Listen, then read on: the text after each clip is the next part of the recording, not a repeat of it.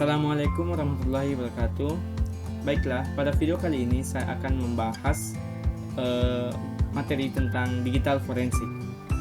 Nah, digital forensik ini merupakan ilmu forensik untuk sebuah ilmu forensik, sebuah ilmu untuk mengatasi atau menangani kejahatan-kejahatan yang berada di dunia digital, seperti misalnya di dunia komputer lah, kalau lebih mudah dipahaminya, seperti misalnya kejahatan hacker yang dapat meretas data-data, misalnya data-data penting dari pemerintah dunia, kemudian menyalahgunakan data-data seperti menjual belikan data-data, itu merupakan kejahatan semua dalam dunia digital komputer.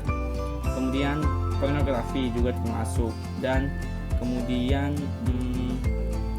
dan banyak lagi kejahatan cyber yang dapat kejahatan cyber yang bisa diatasi oleh ahli forensik ini, ahli digital forensik ini.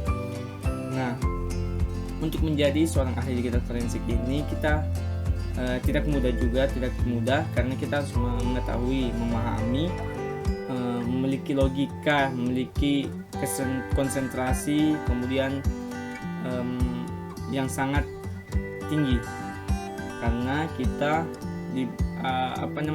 karena dalam mengatasi atau memecahkan masalah-masalah yang ada di dalam cybercrime atau kejahatan di dalam dunia cyber, dalam dunia digital, itu memerlukan konsentrasi dan logika yang cukup, karena akan terdiri dari data-data yang mungkin bisa saja dikunci, kemudian kita harus bisa membukanya, atau data-data yang data-data bukti-bukti yang berbentuk data yang sudah dihapus, itu sebisa mungkin kita harus merecovery atau mengembalikan ulang data-data yang sudah dihapus itu untuk menjadi bukti dalam kejahatan yang terjadi dalam dunia digital itu.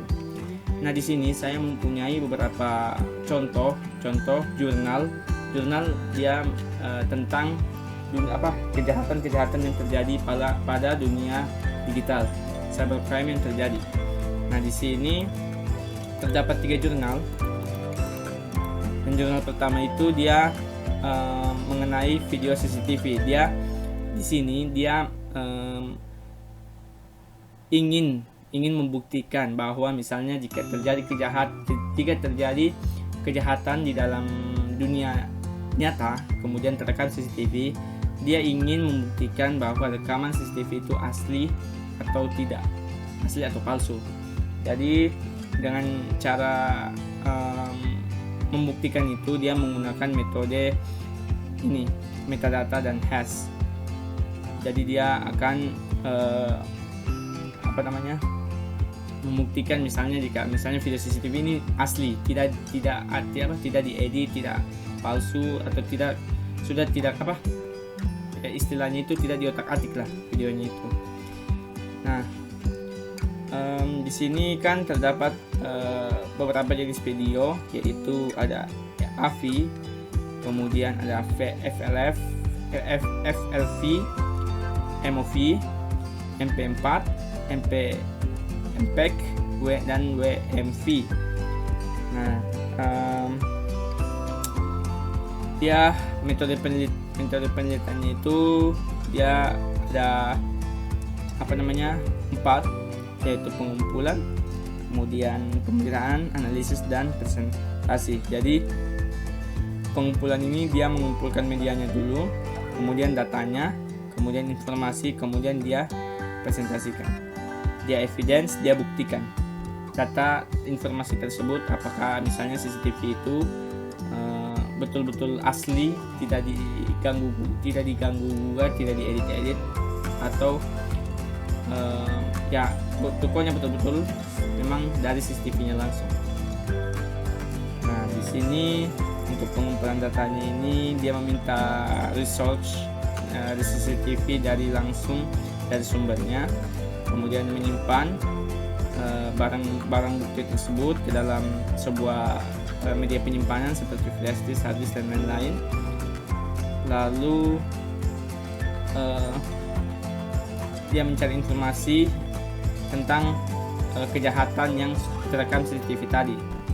Lalu dia melakukan analisis dan meneliti pada video rekaman CCTV untuk menemukan bukti-bukti dan peroleh informasi yang valid. Jadi dia menyesuaikan apakah rekaman dari CCTV ini sama keadaannya jika dia memberi pertanyaan dia mewawancarai masyarakat di sekitar ketika melihat kejadian tersebut, apakah CCTV ini betul sama kejadiannya dengan apa yang dikatakan masyarakat setempat. Nah, di hasilnya ini dia menjelaskan bahwa terlihat pada gambar 3 bahwa rekaman CCTV ini direkam pada 12 Juni 2019, yang berarti bahwa video ini telah terbukti otentik langsung dari sumbernya, karena video ini hanya diperoleh penulis pada 14 Juni 2019 dan belum dimodifikasi atau diedit dengan aplikasi lain. Dan kemudian terlihat pada gambar 5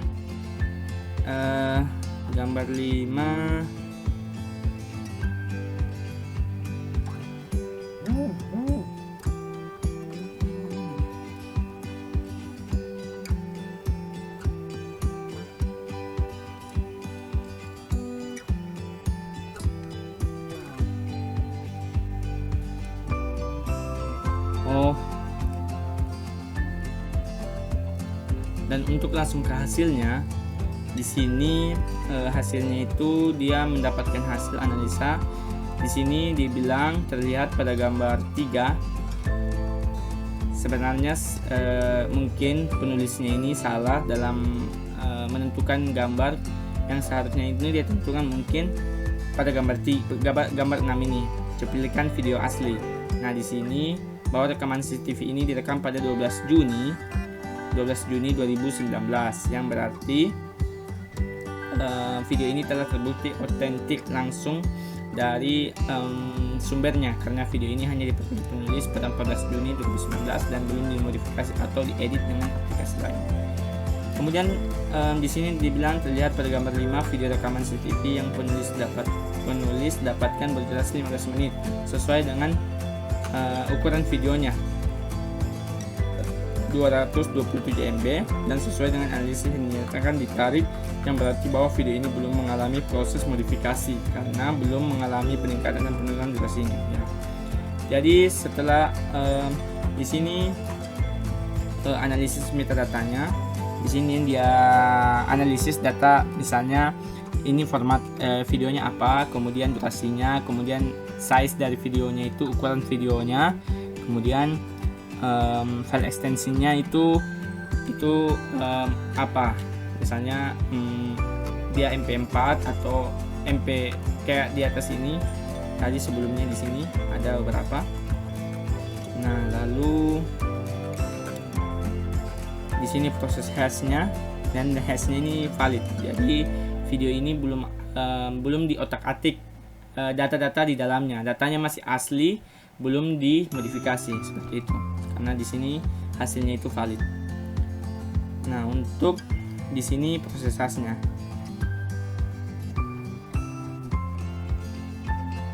dan ini proses hash jika misalnya video sudah dimodifikasi. Jadi videonya ini, datanya ini, data yang ini sudah termodifikasi, makanya dia invalid.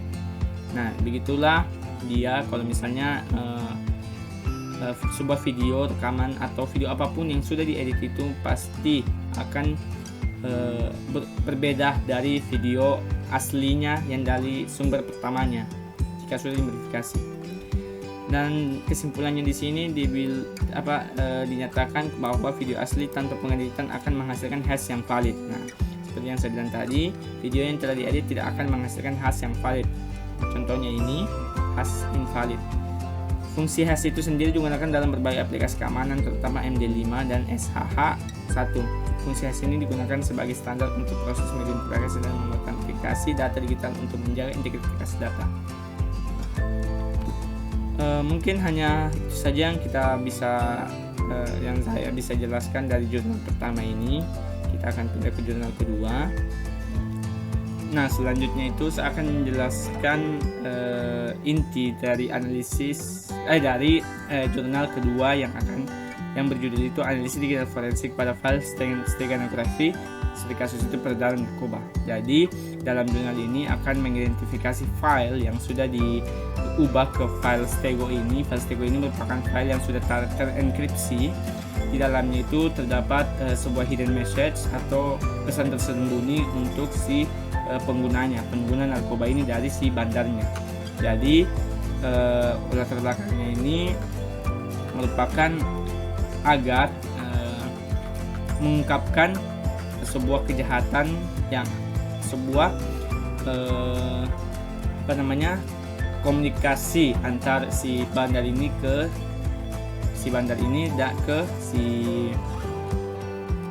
si penggunanya yang akan menerima narkobanya ini. Jadi si bandar ini sudah membuat beberapa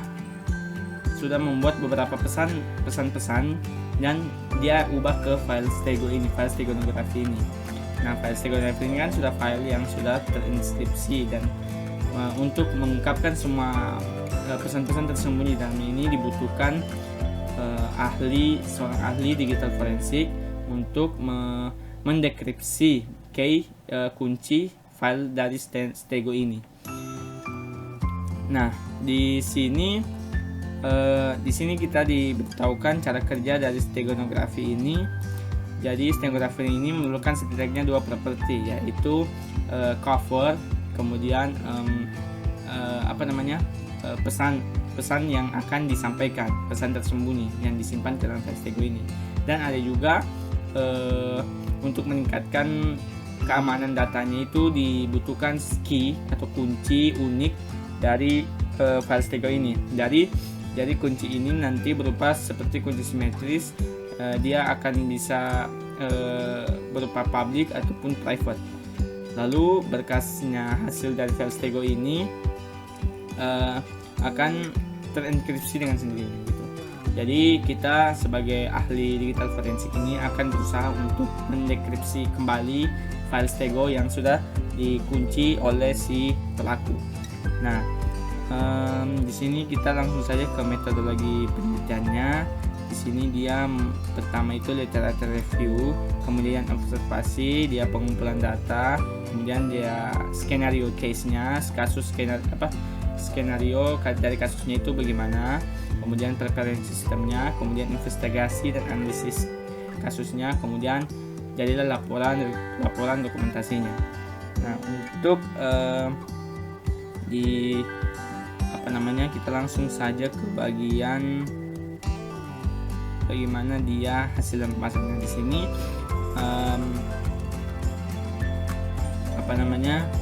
di sini barang bukti ditemukan di tempat kejadian perkara berupa barang bukti elektronik berbentuk flash disk. Nah, di dalam flash disk ini nanti terdapat sebuah file berekstensi zip. Nah, dia seperti ini pada gambar 4 ini. Kemudian ini sudah dia enkripsi, dia sudah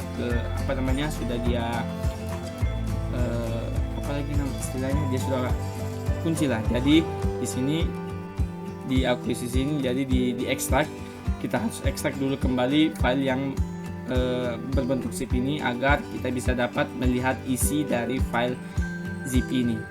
Nah, di sini dia proses akuisisi, dia menggunakan WinHex, aplikasi WinHex. Lalu di sini kemudian jika sudah di hash ini, dia lanjut ke proses pemeriksaan.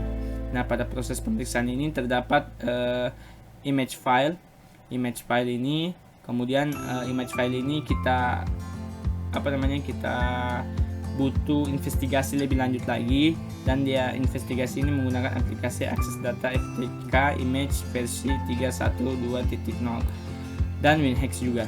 Kemudian nanti munculnya itu begini, ini image-nya, hasil dari file recovery image JPG-nya. Lalu dia recovery file image-nya menggunakan WinHex, kemudian dia dia proses analisis menggunakan metode Enhanced LSB ini menggunakan aplikasi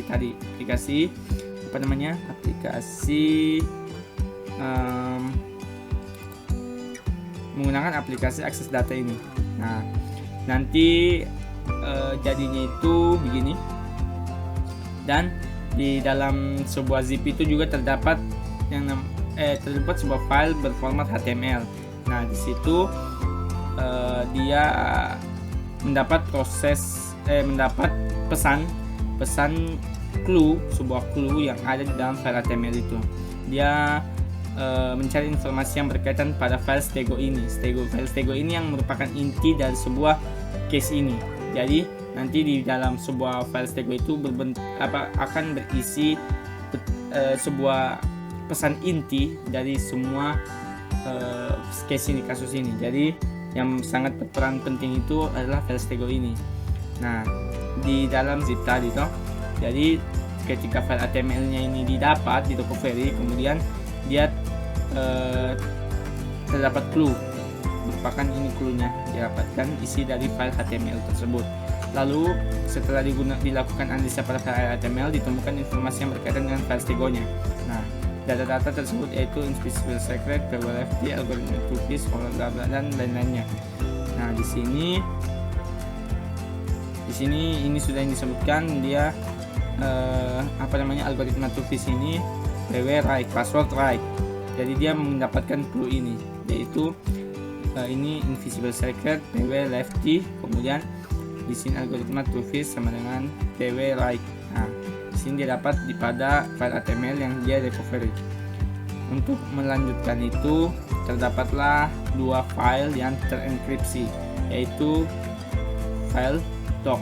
Diisi dia menggunakan untuk dekripsi file ini untuk dia bisa kelihatan, dia menggunakan ini aplikasi Istate Invisible Secret 4. Nah, di sini kemudian dia enkripsi dan dapatlah ini pesan tersembunyi yang ada pada file Stego ini.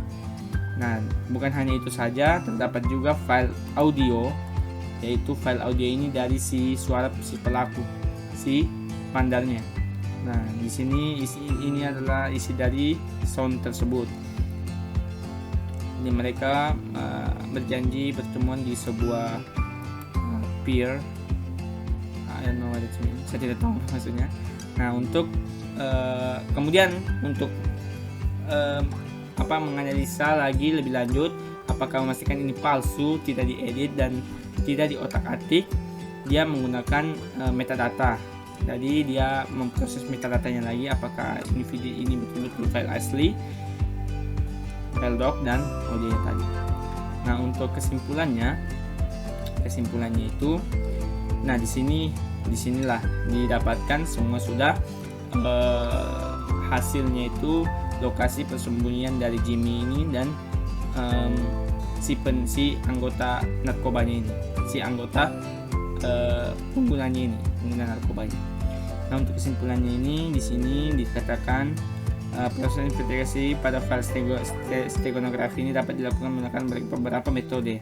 Pada penelitian ini metode untuk mengetahui indikasi file stegonografi menggunakan metode visual attack, yaitu Enhanced LSB. Metode penelitian yang digunakan telah berhasil direkam pada proses investigasi file stegonografi dengan hasil terungkapnya kasus peredaran narkoba. Nah, kemudian ditemukannya beberapa digital evidence, bukti digital berupa barang bukti elektronik berupa flash disk yang berisi file image dan beberapa informasi pada file HTML. Kemudian didapatlah dua file rahasia yang membuktikan John Smith adalah seorang bandar narkoba. Nah, mungkin hanya ini saja yang saya dapat sampaikan pada jurnal dari si penulisnya itu, yaitu Agung Purnama Saputra dan Husni Mubarak dan Nur Wijayason, yang merupakan mahasiswa dan dosen teknik informatika dari Universitas Siliwangi. Nah, selanjutnya itu kita membahas jurnal yang ketiga, yaitu analisis forensik pada Line Messenger untuk penanganan cybercrime. Jadi dia ini menganalisis sebuah cybercrime pada aplikasi yang namanya itu Line Messenger. Messenger ini berupa aplikasi yang sama seperti WhatsApp, kemudian Instagram, kemudian Facebook, Telegram, dan lain-lain. Nah, jadi inti dari jurnal ini, mereka ingin menganalisis kejahatan-kejahatan yang bisa saja terjadi pada Line Messenger ini. Contohnya kejahatan digital seperti misalnya pornografi, kemudian cyberbullying, kemudian cyber stalking, kemudian perjudian online, dan lain-lain. Nah, untuk metodologi penelitiannya ini dia menggunakan 4 metodologi, yaitu pertama preservation, dia mengambil data dari perangkat si pelaku ini yang berisi informasi agar dijadikan bukti, dan informasi ini sebisa mungkin dijauhkan dari kemungkinan rusaknya data. Lalu kemudian collection, yaitu proses routing. Nah, proses routing ini merupakan proses root HP. Kalau misalnya root HP ini istilahnya itu mungkin mendekripsi sebuah perangkat agar kita bisa mengakses lebih dalam lagi ke dalam perangkat itu. Jadi si perangkat ini kita sebagai pengguna dapat mengakses full si perangkat ini jika misalnya proses routing ini berhasil dilakukan di perangkat tersebut. Jadi kita dapat mengambil segala akses yang ada di dalam perangkat tersebut jika proses routing ini bisa berhasil. Kemudian examination, yaitu proses recovery dengan menggunakan tool forensik, seperti misalnya proses aplikasi yang dapat merecovery data-data yang sudah terhapus atau yang sudah terkorup.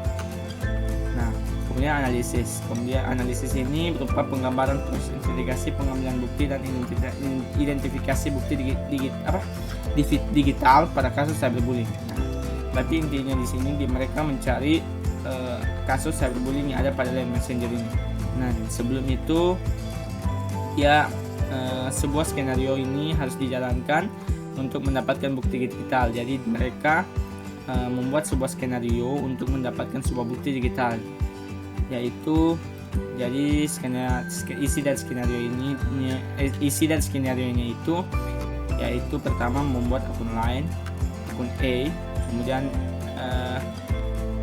menambahkan teman si akun B, kemudian akun A ini melakukan chatting terhadap akun B tadi, kemudian si yang ditambahkan teman itu, kemudian akun A mengirimkan gambar kepada akun B, kemudian akun A mengirimkan chatting berisi konten cyberbullying terhadap akun B yang menjadi korban. Jadi contohnya itu ini pesan bully. Nah, si akun A mengirimkan gambar berisi konten bullying, kemudian menghapus semua data, tulisan, dan voice message konten bullying dari perangkat akun A. Jadi ini untuk menganalisis apakah misalnya jika seseorang ingin mengirimkan konten bullying atau sebuah pesan bullying ke dalam ke temannya misalnya. Nah, lalu si temannya ini menerima konten bullying tersebut tapi keberatan tapi keberatan dan ingin melaporkan ke pihak yang berwajib. Nah, tentu saja si pelaku ini akan menghapus segala bukti-bukti yang akan dikirimkan yang sudah dikirimkan ke si korban. Jadi semua misalnya gambar bullying yang sudah dikirim, pesan bullying yang sudah dikirim itu dihapus, ditarik kembali oleh si pengguna. Apakah dengan begitu kita bisa mengatasi cyberbullying yang ada pada aplikasi Line Messenger ini? Seperti itu. Jadi langsung saja kita ke hasil dan pembahasannya. Nah, pada hasil dan pembahasannya ini mereka berhasil merecovery kembali data-data atau gambar-gambar pesan apa saja yang telah dihapus bisa direcovery kembali untuk dijadikan bukti sebagai bukti bahwa si pelaku ini telah melakukan cyberbullying di aplikasi dan Messenger ini. Seperti itu. Nah, mungkin hanya itu yang saya dapat jelaskan pada jurnal yang ditulis oleh Ammar Fauzan, Imam Riyadi, Abdul Fadil. Mereka adalah Magister Teknik Informatika Universitas Ahmad Dahlan, Yogyakarta. Jadi jurnal-jurnal ini saya download di Google Scholar. Di sana terdapat banyak sekali jurnal-jurnal yang bisa kita download secara gratis untuk kita jadikan sebagai referensi untuk misalnya kita ingin misalnya kita ingin membuat sebuah jurnal juga, atau membuat sebuah skripsi untuk kebutuhan mahasiswa dan lain-lain sebagainya. Nah, oke, baiklah, mungkin hanya itu saja yang saya dapat sampaikan. Lebih dan kurangnya saya mohon maaf jika saya mendapat kesalahan kata atau mungkin cara berbicara saya terlalu cepat dan saya mungkin sebagian dari penjelasan saya berbelit-belit. Saya minta maaf jika terjadi seperti itu. Baiklah, mungkin hanya itu yang saya dapat sampaikan. Terima kasih sudah menonton video ini. Semoga kalian dapat manfaatnya. Terima kasih. Assalamualaikum warahmatullahi wabarakatuh.